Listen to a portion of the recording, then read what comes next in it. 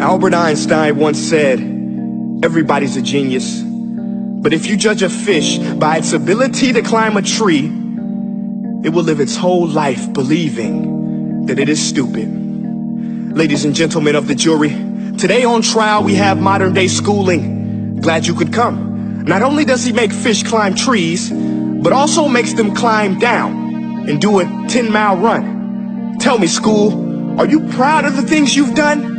Turning millions of people into robots, do you find that fun? Do you realize how many kids relate to that fish swimming upstream in class, never finding their gifts, thinking they are stupid, believing they are useless? Well, the time has come, no more excuses. I call school to the stand and accuse him of killing creativity, individuality, and being intellectually abusive. He's an ancient institution that has outlived his usage. So, Your Honor, this concludes my opening statement, and if I may present the evidence of my case, I will prove it. Proceed. Exhibit A. Here's a modern day phone. Recognize it? Here's a phone from 150 years ago. Big difference, right? Stay with me. Here's a car from today, and here's a car from 150 years ago. Big difference, right? Well, get this. Here's a classroom of today, and here's a class we used 150 years ago. Now, ain't that a shame? In literally more than a century, nothing has changed. Yet you claim to prepare students for the future? But with evidence like that, I must ask, do you prepare students for the future or the past? I did a background check on you and let the record show that you were made to train people to work in factories, which explains why you put students in straight rows, nice and neat, tell them sit still, raise your hand if you want to speak, give them a short break to eat, and for 8 hours a day, tell them what to think.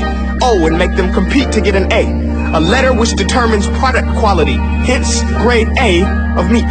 I get it. Back then, times were different. We all have a past. I myself am no Gandhi. But today, we don't need to make robot zombies. The world has progressed. And now we need people who think creatively, innovatively, critically, independently, with the ability to connect. See, every scientist will tell you that no two brains are the same. And every parent with 2 or more children will confirm that claim.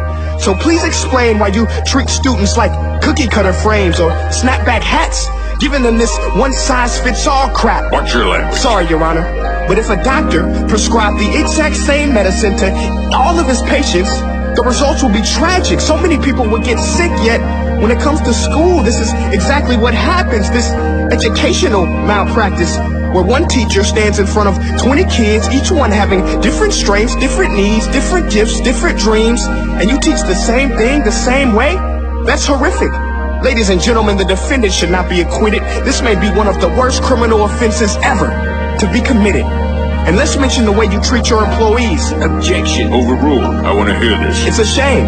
I mean, teachers have the most important job on the planet, yet they're underpaid? No wonder so many students are short-changed. Let's be honest.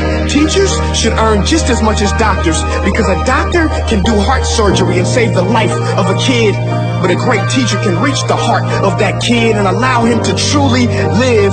See, teachers are heroes that often get blamed, but they're not the problem. They work in a system without many options or rights. Curriculums are created by policymakers, most of which have never taught a day in their life. Just obsessed with standardized tests. They think bubbling in a multiple choice question will determine success. That's outlandish. In fact, these tests are too cruel to be used and should be abandoned, but don't take my word for it. Take Frederick J. Kelly, the man who invented standardized testing, who said, and I quote, "These tests are too cruel to be used and should be abandoned." Ladies and gentlemen of the jury, if we continue down this road, the results will be lethal. I don't have much faith in school, but I do have faith in people. And if we can customize healthcare, cars, and Facebook pages, then it is our duty to do the same for education, to upgrade and change and do away with school spirit, because that's useless. Unless we're working to bring the spirit out of each and every student, that should be our task. No more Common Core. Instead, let's reach the core of every heart in every class. Sure, math is important, but no more than art or dance. Let's give every gift an equal chance. I know this sounds like a dream, but countries like Finland are doing impressive things. They have shorter school days. Teachers make a decent wage. Homework is non-existent, and they focus on collaboration instead of competition. But here's the kicker, boys and girls. Their educational system outperforms every other country in the world. Other places like Singapore are succeeding rapidly. Schools like Montessori, programs like Khan Academy. There is no single solution, but let's get moving. Because while students may be 20% of our population, they are 100% of our future. So let's attend to their dreams, and there's no telling what we can achieve. This is a world in which I believe, a world where fish are no longer forced to climb trees. I rest my case.